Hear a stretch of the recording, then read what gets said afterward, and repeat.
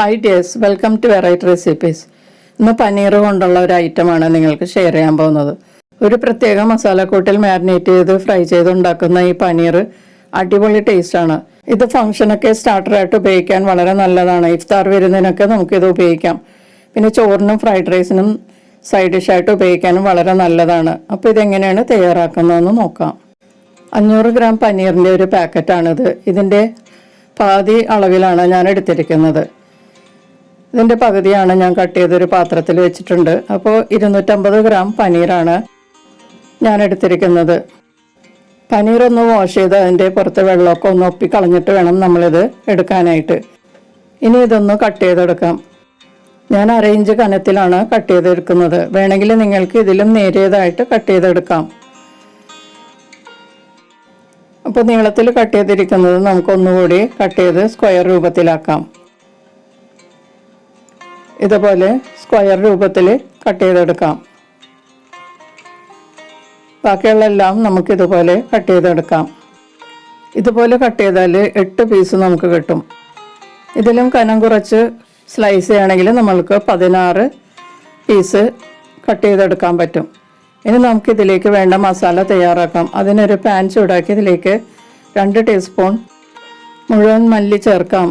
2 വറ്റൽമുളകും ചേർക്കാം. ഇത് കാശ്മീരി വറ്റൽമുളകാണ് ഞാൻ ചേർത്തിരിക്കുന്നത്. അത് ചെറിയ കഷ്ണങ്ങളാക്കി മുറിച്ച് ചേർക്കാം.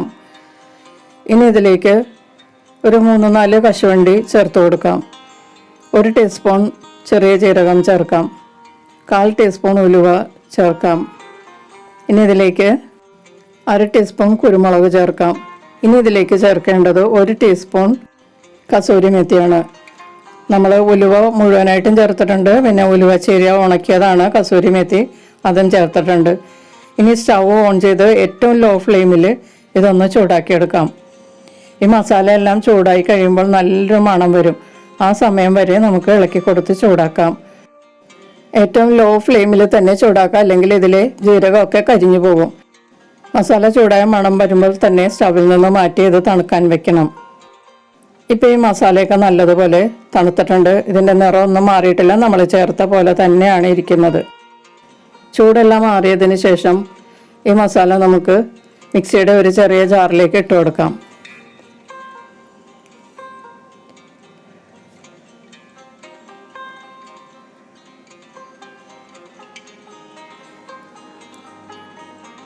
അപ്പോൾ മിക്സിയുടെ ജാറിലേക്ക് മസാല എല്ലാം ചേർത്തിട്ടുണ്ട്. ഇനി നമുക്കിതൊന്ന് പൊടിച്ചെടുക്കാം. ഇപ്പം ഞാനത് പൊടിച്ചെടുത്തിട്ടുണ്ട്. നമുക്കിതൊരു പാത്രത്തിലേക്ക് മാറ്റാം. കുറച്ച് തരിയോടുകൂടിയാണ് ഞാനിത് പൊടിച്ചിരിക്കുന്നത്. പൗഡർ പോലെ ആകണമെന്നില്ല, കുറച്ച് തരിയോടുകൂടിയാണ് പൊടിക്കേണ്ടത്. ഇതിലേക്ക് ഇനി ആവശ്യമുള്ള ഉപ്പ് ചേർത്ത് കൊടുക്കാം. 1 ടീസ്പൂൺ അളവിൽ ചെറുനാരങ്ങ നീര് പിഴിഞ്ഞ് ചേർക്കാം. ഇതിലേക്ക് ഒരു 2 ടീസ്പൂൺ ഓയിൽ ചേർത്ത് കൊടുക്കാം. വെജിറ്റബിൾ ഓയിൽ ഏതെങ്കിലും ചേർക്കാം. ഇനി ഇതിലേക്ക് കുറേശ്ശെ വെള്ളം ചേർത്ത് നല്ലതുപോലെ ഒന്ന് കുഴച്ചെടുക്കാം. കുറച്ച് കുഴമ്പ് രൂപത്തിലാണ് ഇത് വേണ്ടത്. തരിയോടുകൂടിയ മസാലപ്പൊടി ആയതുകൊണ്ട് നമ്മൾ കുറച്ച് നേരം വെയിറ്റ് ചെയ്താലേ ഇതിൻ്റെ കൺസിസ്റ്റൻസി അറിയാൻ പറ്റുള്ളൂ. കുറച്ച് കഴിയുമ്പോഴേക്കും ഇത് കുറച്ച് തിക്കാവും. അതുകൊണ്ട് ഇടയ്ക്കിടയ്ക്ക് കുറച്ച് വെള്ളം ചേർത്ത് നമ്മൾ കലക്കിയെടുക്കണം. കുറച്ച് നേരം ഇരിക്കുമ്പോൾ ഈ മസാല കുറച്ചുകൂടി കട്ടിയാകും. അപ്പോൾ അത് നമ്മൾ കുറച്ച് സമയം കൊണ്ടിത് വെള്ളം ചേർത്ത് കലക്കിയെടുക്കണം. ഇതിലേക്ക് ഇനി ചേർക്കേണ്ടത് 1 ടീസ്പൂൺ അളവിൽ മല്ലിയിലയാണ്. നല്ല പൊടിപൊടിയായി അരിഞ്ഞ മല്ലിയില മാത്രമാണ് ഇതിനകത്തേക്ക് ചേർക്കേണ്ടത്. അധികമൊന്നും ചേർക്കേണ്ട ആവശ്യമില്ല. 1 ടീസ്പൂൺ അളവിൽ ഇല മാത്രം പൊടിയായി അരിഞ്ഞ് ഇതിലേക്ക് ചേർക്കാം. ഇനി ഇതൊന്ന് കുഴച്ച് നോക്കാം. ഇപ്പോൾ ഈ മസാല കുറച്ചുകൂടി കട്ടിയായിട്ടുണ്ട്. നമുക്ക് കുറച്ചുകൂടി വെള്ളം ചേർത്തൊന്ന് കലക്കിയെടുക്കാം. കുറച്ച് കുഴമ്പ് രൂപത്തിലാണ് ഈ മസാല വേണ്ടത്. ഒത്തിരി ഡ്രൈ ആയി പോയാൽ പനീർ കഷ്ണങ്ങളിൽ ഈ മസാല പിടിക്കാതെ ഇരിക്കും. അതുകൊണ്ട് കുറച്ച് ലൂസായ പരുവത്തിൽ വേണം നമ്മളിത് കലക്കിയെടുക്കാൻ.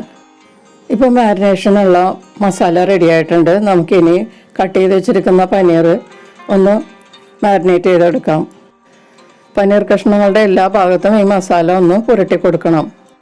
ഈ മസാലയിൽ ആവശ്യത്തിനുള്ള ഉപ്പ് ചേർത്തില്ലെങ്കിൽ പനീറിന് ഉപ്പുണ്ടാകാതെ വരും. അതുകൊണ്ട് നിങ്ങൾ മസാല തയ്യാറാക്കുമ്പോൾ ആവശ്യത്തിന് ഉപ്പും കൂടി ചേർക്കുക. ഇപ്പം ഞാൻ ഒരെണ്ണം റെഡിയാക്കി എടുത്തിട്ടുണ്ട്. ഇനി ബാക്കിയുള്ള കഷ്ണങ്ങളും കൂടി മാരിനേറ്റ് ചെയ്തെടുക്കാം. ഇതോടൊപ്പം ഈ ചാനൽ ആദ്യമായി കാണുന്നവരും ഇതുവരെ സബ്സ്ക്രൈബ് ചെയ്യാത്തവരും സബ്സ്ക്രൈബ് ചെയ്തൊന്ന് സപ്പോർട്ട് ചെയ്യുക.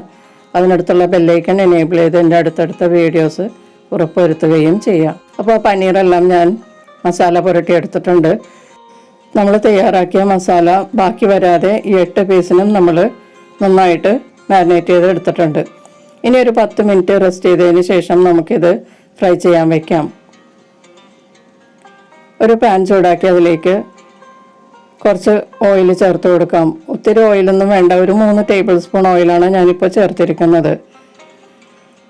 ഇത് ഷാലോ ഫ്രൈ ചെയ്താണ് എടുക്കുന്നത്. പനീറിൽ നിന്ന് തന്നെ നമുക്ക് കുറച്ച് എണ്ണ ഇതിലേക്ക് ഊറി വരും. അപ്പോൾ കുറച്ച് എണ്ണ ചേർത്താൽ മതിയാകും. ലോ ഫ്ലെയിമിലാണ് ഇത് കുക്ക് ചെയ്യേണ്ടത്.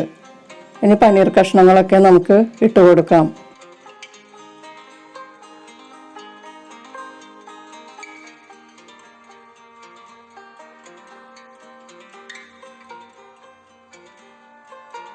ഇപ്പോൾ പനീർ കഷ്ണങ്ങളെല്ലാം ഫ്രൈ ചെയ്യാൻ പാനിൽ ഇട്ട് കൊടുത്തിട്ടുണ്ട്. ഇത് ഇനി ഏറ്റവും ലോ ഫ്ലെയിമിൽ 3 മിനിറ്റ് ഒന്ന് ഫ്രൈ ചെയ്യാം.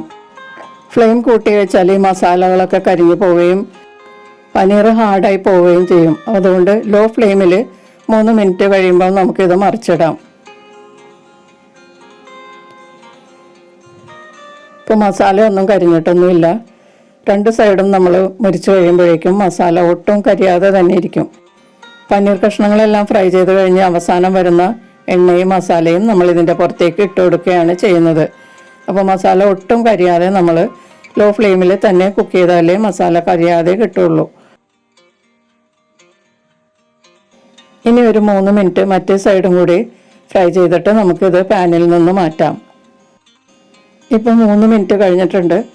പനീർ കഷ്ണങ്ങളെല്ലാം നല്ലതുപോലെ കുക്കായിട്ടുണ്ട്. നമുക്കിത് പാനിൽ നിന്ന് ഒരു പാത്രത്തിലേക്ക് മാറ്റാം. മസാല ഒന്നും കരിഞ്ഞു പോയിട്ടില്ല. പനീർ കഷ്ണങ്ങളും നന്നായിട്ട് ഇരിപ്പുണ്ട്. നല്ല സോഫ്റ്റായിട്ടാണ് ഇരിക്കുന്നത്. ഒത്തിരി ഫ്രൈ ചെയ്ത് കഴിഞ്ഞാൽ ഈ പനീർ കഷ്ണങ്ങളൊക്കെ ഹാർഡായി പോവും. ഇതിപ്പോൾ നല്ല സോഫ്റ്റായിട്ടാണ് ഇരിക്കുന്നത്. പനീർ കഷ്ണങ്ങൾ മാറ്റിയതിന് ശേഷം പാനിലുള്ള എണ്ണയും മസാലയൊക്കെ ഇതിൻ്റെ പുറത്തേക്ക് ഇട്ട് കൊടുക്കാം. ഇനി ഇതിൻ്റെ പുറത്തേക്ക് കുറച്ച് മല്ലിയില തൂവി അലങ്കരിക്കാം. അപ്പോൾ അടിപൊളി ടേസ്റ്റുള്ള പനീർ ഫ്രൈ റെഡി ആയിട്ടുണ്ട്. ഇത് മാരിനേറ്റ് ചെയ്ത മസാലയാണ് ഇതിൻ്റെ ഹൈലൈറ്റ്. നല്ല മണമാണ്. നമ്മളിത് ഫ്രൈ ചെയ്യുമ്പോൾ തന്നെ നല്ല മണമാണ് വരുന്നത്. അടുത്തുള്ളവരൊക്കെ ഓടി വരും ഇതിൻ്റെ മണം കേട്ടാൽ. മയണൈസിൻ്റെ കൂടെ കഴിച്ചാൽ അടിപൊളി ടേസ്റ്റാണ്. പിന്നെ വേണമെങ്കിൽ നമുക്ക് ടൊമാറ്റോ സോസ് ഉപയോഗിച്ചും കഴിക്കാം. ഇത് നല്ലൊരു അടിപൊളി സ്റ്റാർട്ടറായിട്ട് ഉപയോഗിക്കാം. ചോറിൻ്റെ കൂടെയും ഫ്രൈഡ് റൈസിൻ്റെ കൂടെയും സൈഡ് ഡിഷായിട്ട് കൊടുക്കാനും നല്ലതാണ്. ഇത് നിങ്ങൾ ഉണ്ടാക്കി കഴിച്ചാൽ നിങ്ങൾക്ക് ഇഷ്ടപ്പെടാതിരിക്കില്ല. അപ്പോൾ എല്ലാവരും ഒന്ന് ട്രൈ ചെയ്ത് നോക്കുക. നിങ്ങളുടെ അഭിപ്രായങ്ങളും നിർദ്ദേശങ്ങളും ഒക്കെ അറിയിക്കുക.